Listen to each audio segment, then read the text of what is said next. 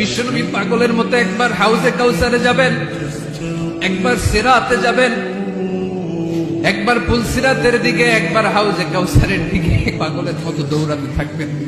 তার কোন গুনাহগার উম্মত যাতে জাহান্নামে ঢুকে না যায়, সেদিন কেউ সুপারিশ করতে পারবে না বিশ্বনবী ছাড়া।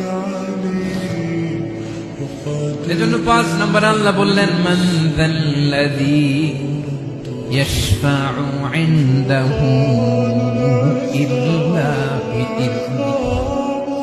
কার সাহস আছে, কার এত বড় বুকের পাটা কিয়ামতের কঠিন দিন আল্লাহর সামনে দাঁড়িয়ে সুপারিশ করবে?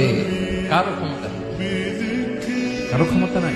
বিশ্বনবী সিজদায় পড়ে উম্মতের জন্য কাঁদবেন, সবাই কাঁদবে, নফসি নফসি, আল্লাহ আমারে বাঁচাও, আল্লাহ আমারে বাঁচাও। বিশ্বনবী বলবেন, উম্মতি উম্মতি। বিশ্বনবী আমার জন্য কাঁদবেন, আপনার জন্য কাঁদবেন, আমাদের জন্য সেদিন কেঁদে কেঁদে জাহান্নামের দরজায় দাঁড়িয়ে আমাদেরকে টেনে টেনে জান্নাতে